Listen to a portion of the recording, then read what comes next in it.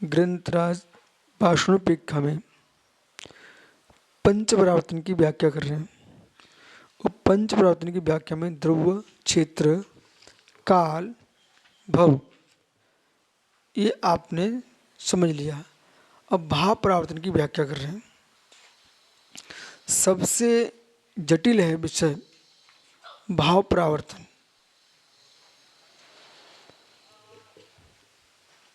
असंख्यात लोक प्रमाण अध्यवसाय स्थान और एक समय प्रमाण काल में सिद्धों के अनंत गुणे अभव्य सिद्धों के अनंत में भाग जीव परिणाम कर लेता है। इसका नाम है गोमटसार कर्म कांड में इसका नाम है समय प्रबद्ध। अब समय प्रबद्ध काल जो दिया है लब्धि सार छपड़ा सार, कितने प्रमाण जीव के परिणाम हैं। फिर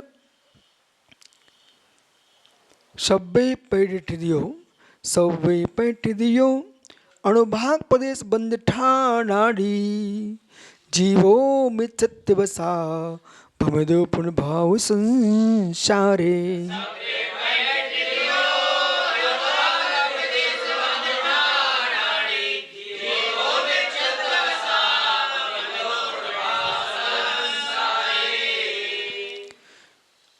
सब्बे पैठ दियो अणुभाग प्रदेश प्रकृति बंद, प्रदेश बंद, अनुभाग बंद, स्थिति बंद, ये चार बंद हैं। जोगा पैडी प्रदेशा योग से प्रकृति प्रदेश बंद होता है। ठिधि अनुभाग कसायदो हुंती स्थिति अनुभाग कसाय से होता है। अब तुमने कितना कसाय स्थान किया, कितनी योग की चंचलता किए, मोक्ष मार्ग में चलने का जिसका लक्ष्य है, यथार्थ में जिसे भगवान बनना जिसने नियत कर लिया है। जैसे कोई छात्र है वो नियत कर लेता मुझे अमुक स्थान पाना है, वही पढ़ाई करता है, वो वही करना चाहिए। नाना जगह दृष्टि डालेगा वो बालक कहीं का नहीं बचेगा। जीवन बनाना जीवन मिटाना ये बाल अवस्था है। बाकी के पूरा उसी बाल अवस्था की नींव पर ये सारी पोस्टों की बिल्डिंग खड़ी हुई है।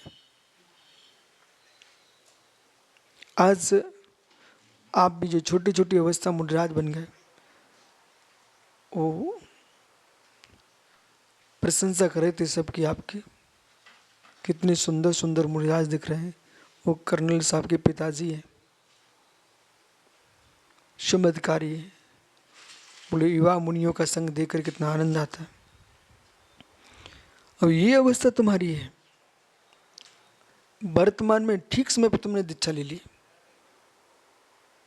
ये युवा मुनि ही ज्ञानी बन के आगे जिन शासन बढ़ाएं, समझ रहे ना। अब तुम्हारे मस्तिष्क को निर्णय होना चाहिए, मुझे भगवान बनना है। और भगवान बनना ही है तो उसकी विधि क्या है? बंद स्थान से बचना, भगवान बनना। और बंद स्थान से बचें कैसे? योग और कसाय का समन कीजिए, संबर स्थान को प्राप्त करो। संबर स्थान कहाँ से मिलेगा? सावृत्ति समति गुप्ति धनोन प्रेक्षा पर सहज चारित्री, ये संबर स्थान है। जहां संबर स्थान कथन किया वहां संपूर्ण चारित्र खड़ा हो गया। मेरा कोई लक्ष्य नहीं है, भगवान बनना है, कोई दूसरा काम ही नहीं है हमारे पास। कोई काम नहीं, न कोई संस्थानों के मठ, न कोई मंदिर। बेटा समझो सुब्रत सागरी संकेत, क्या नाम नाना का है? सोमराज, सोमराय अप्पा ना, सोमराय अप्पा। बैठो बेटा, ये हैं दादा सोमराय अप्पा, ठीक है। राजीव गांधी के राजीव गांधी के ये अंगरक्षक रहे, मतलब उनको पास में सेवा में लगे रहे। पुलिस अधिकारी कनाडा गए हुए थे राजीव गांधी के साथ। विमान राजीव गांधी के चेक करने कनाडा का अधिकारी क्रिश्चियन वो बार बार कहता था चेक करना है, ये मना कर देते थे। थोड़ी देर दोनों बैठे। हाँ, वो कनाडा वो बैठे वहाँ पर।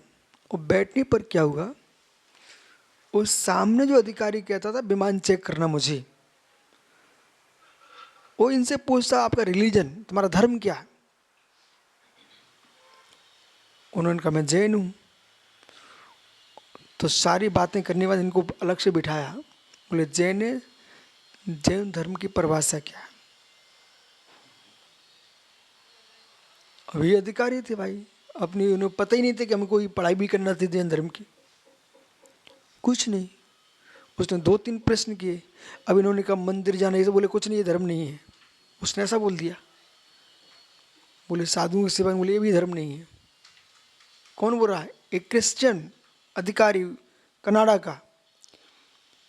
फिर बाद में इनकी आंखों में आंसू आने लगे।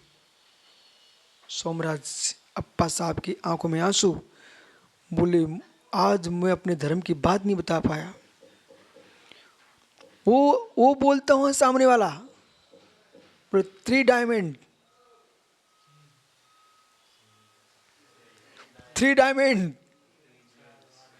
ये तुम्हारा धर्म है। बोले 3 डायमंड, बोले डायमंड हीरा, बोले हीरा नहीं, सम्य दर्शन ज्ञान चारित्र, ये तुम्हारा धर्म है। कौन समझा रहा है? कनाडा का एक क्रिश्चियन अधिकारी हमारे सोमराज अप्पा साहब को समझा रहा है। बोले अपने धर्म को समझो पहले। वहां से आए, वो आकर के भारत में आचार्य विद्यानंद महाराज जी का आशीर्वाद लिया और पढ़ाई शुरू कर दिए। वो आज की तारीख में बेटे को बना दिया ज्ञानी, वो नाती को बना दिया ज्ञानी, पोते को, नाती पोते को, बेटी का बेटा हो। मालूम, अभी समय सारी गाथा सुना रहा था। वो बेटा कर्नल है मध्य प्रदेश के सागर में, मालूम है आपको। तो व्यक्ति कब कहाँ गुरु मिल जाए वो धर्म सिखा दे। अमेरिका के डॉक्टर साहब प्रभावित हो गए आज, बोले हम भी अमेरिका जाके ऐसे ही करेंगे।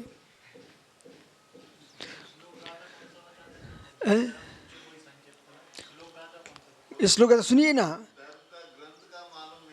अब धर्म ग्रंथ कैसा है उसने बताया, बोले मोक्ष शास्त्र तत्व सूत्र।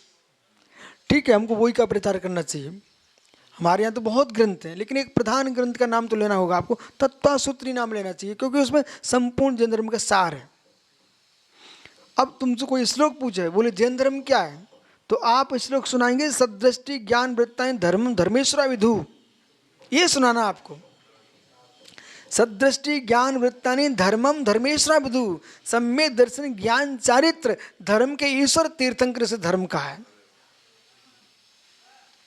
और गहरे में जाएंगे तो हम एक गाथा बोलेंगे, धम्मो बत्तु साहबो दशवी धम्मो रेणत्य धम्मो, धम्मो बत्तु स्वावो। जब हमसे कोई वैज्ञानिक, कोई विराट व्यक्ति बात करेगा, संप्रदाय शून्य बात करेगा, तो फिर मैं उसको कहूँगा धम्मो बत्तु स्वभाव। जैन धर्म का, धर्म की परिभाषा क्या बनाता? बत्तु स्वभाव, जो वस्तु का स्वभाव वो धर्म है। और इस धर्म की परिभाषा को विश्व का कोई व्यक्ति, वैज्ञानिक हो, धार्मिक हो, सांप्रदायिक हो, इसको टाल के बता, उसको पिता को चुनौती है। धम्मो बत्तु स्वभाव जो सूत्र है ना, इसे कोई टाल नहीं सकता, कोई ना नहीं कर सकता। बोले पानी का स्वभाव क्या है? शीतल। अग्नि का स्वभाव क्या है? उष्ण है। आत्मा का स्वभाव क्या? ज्ञान दर्शन। स्वभाव है वही धर्म है। तो अलग अलग दृष्टिकोण से आपको व्याख्या करना पड़ेगी। यहां पर हम आपको सब तरह की व्याख्या समझा रहे हैं। देश में आप कोई उत्तर से दक्षिण, पूर्व से पश्चिम, अभी 18,500 वर्ष तक आपको जिन शासन भारत की भूमि पर ध्वजा लहराना है, पंचरंगत केसरिया, ये मत सोचो कि धर्म समाप्त हो रहा है, नहीं हो रहा, धर्म बढ़ रहा है। आप कर्नाटक में लोगों की क्या धारणा है, दक्षिण भारत में लोग समझते नहीं है। आप देखो बच्चे बच्चे समय सार सुना रहा है इनका बच्चा। अब आप गाड़ी में आए और उड़ गए, निकल गए, विमान से उड़ गए आकाश में ऊपर से, बोले कर्नाटक में धर्म नहीं है। ऐसा कैसे बोल रहे हैं आप? अभी इतने कार्यक्रम हुए, तुम्हें भीड़ दिखी कि नहीं दिखी? ठीक है ना? वो कल आपके साथ पैदल विहार कर रहे कि नहीं कर्नाटक के श्रावक? सब जगह धर्म है।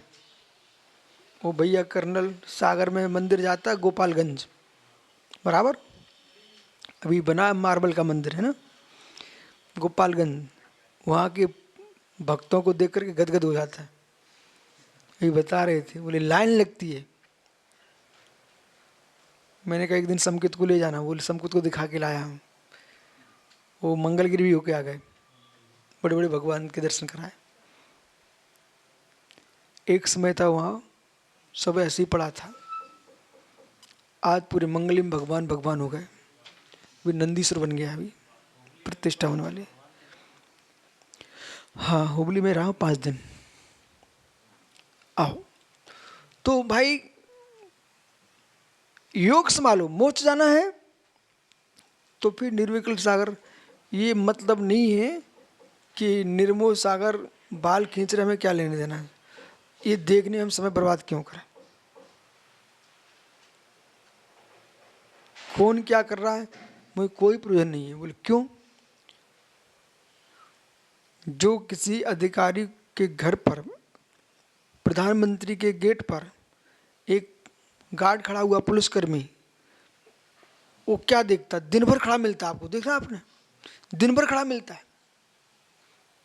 उसकी दृष्टि बस रक्षा करना है। कौन मेला, कौन जुलूस, कौन मिठाइयाँ, कौन त्योहार, कुछ नहीं, उसे भैया मुझको तो वो रक्षा करना है। ऐसे आपको अपनी गुप्तियों का एक गार्ड खड़ा कर लो। बोले कुछ नहीं, मुझे तो अपनी आत्मा की रत्नात्रय निधि की रक्षा करना, कुछ नहीं करना मुझे, कैसा योग से बचना है। ठीक है, तो संपूर्ण प्रकृतिबंध, स्थितिबंध, अनुभागबंध, प्रदेशबंध, ये बंद स्थान जो है जीवो मिथ्यत बसा। ओ हो, इस जीव ने मिथ्यात के बस होकर के भवदो प्रभाव संसारे, इन 4 बंध के निमित्तों से और मिथ्यात के सहचर से ये जीव संसार में भटका है। ये भाव संसार, भाव परिवर्तन है। इसलिए अपना लक्ष्य है। कितने लोग बोल जाते हैं गुरु जी हर प्रकार की बात बोलते हैं ना। एक सज्जन पथरिया में बोले, आचार्य श्री शाम विराजमान थे, बोले अभी भी आप शर्म थे हो। मैं नीचे बैठा ना, नमस्तु किया, आचार्य सिंहासन पर थे, तो बहुत सारे लोग विचित्र रहते ना, बोले आपको हम नीचे देखते हैं अच्छा नहीं लगता, आप तो ऊपर बैठो। देखो संसार है, हर कुछ कह सकता है, ठीक है, लेकिन हम अपने शिष्यों के गुरु हैं, न कि अपने गुरु के गुरु हैं। उनके तुम शिष्य हैं। आप संयम के पिताजी हो, अप्पा साहब के पिताजी नहीं हो।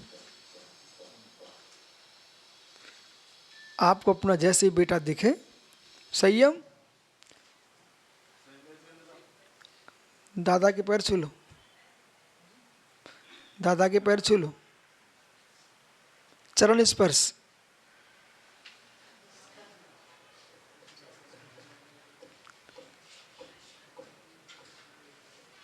अब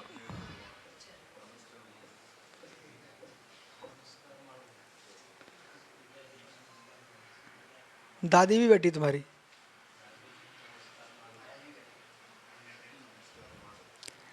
अब माना कि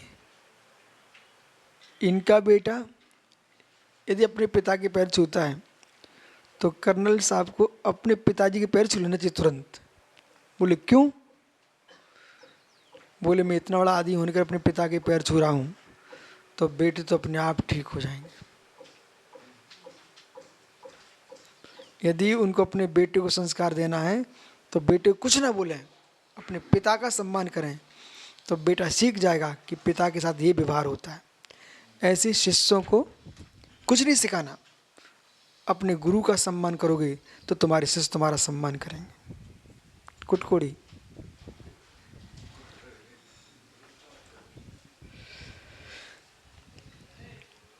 इस प्रकार से ये इसका नाम भाव संसार। भाव संसार मूल बिंदु में क्या हो रहा था, आचार्य श्री नाम क्यों लिया?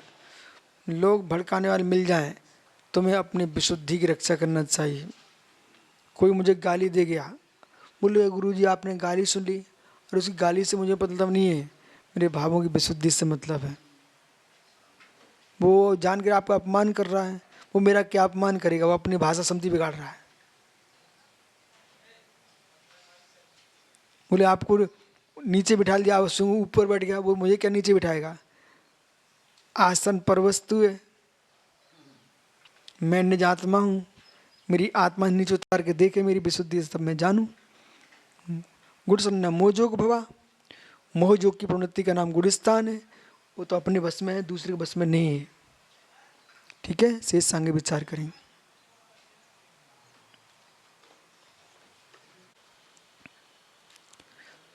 जीवन में महानता सिद्ध करना है